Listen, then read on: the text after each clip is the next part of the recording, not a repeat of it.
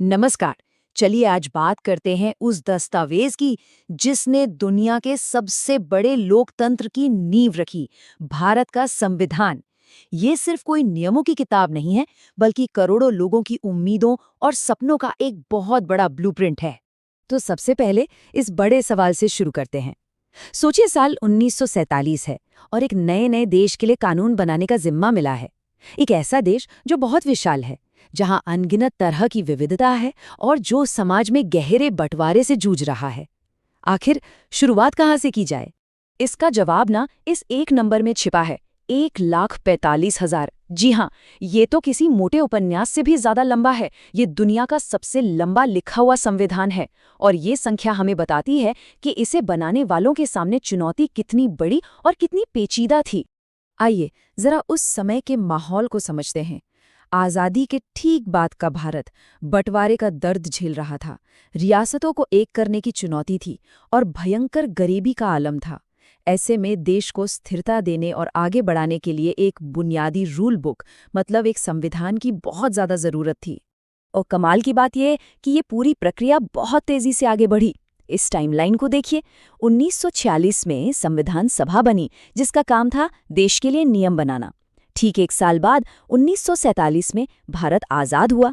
फिर लगभग 2 साल तक चली लंबी बहसों के बाद 1949 में संविधान को अपना लिया गया और आखिरकार 26 जनवरी 1950 को भारत एक संप्रभु गणराज्य बन गया।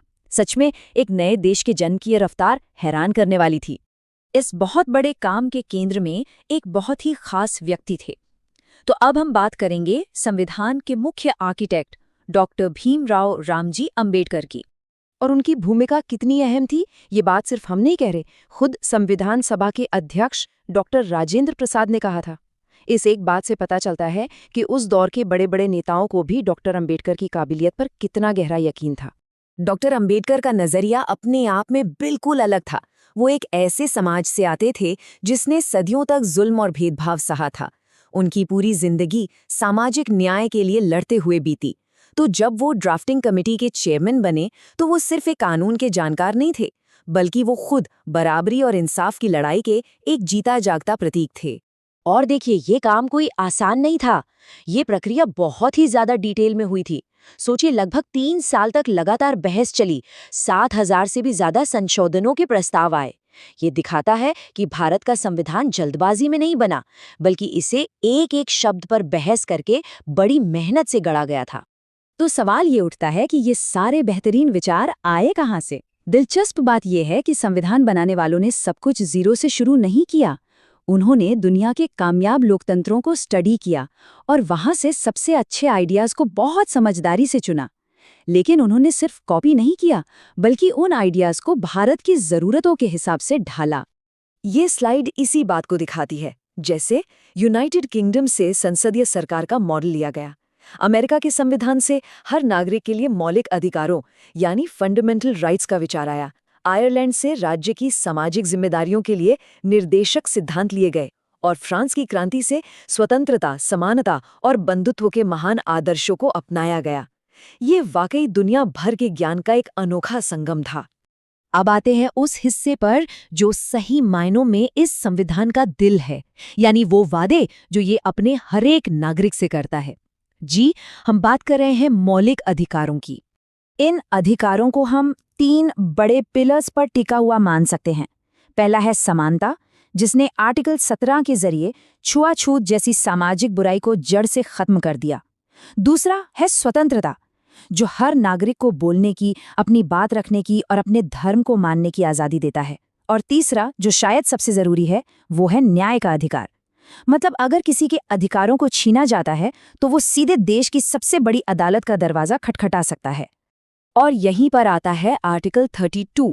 डॉक्टर अंबेडकर ने इसे संविधान की आत्मा और हृदय कहा था। क्यों?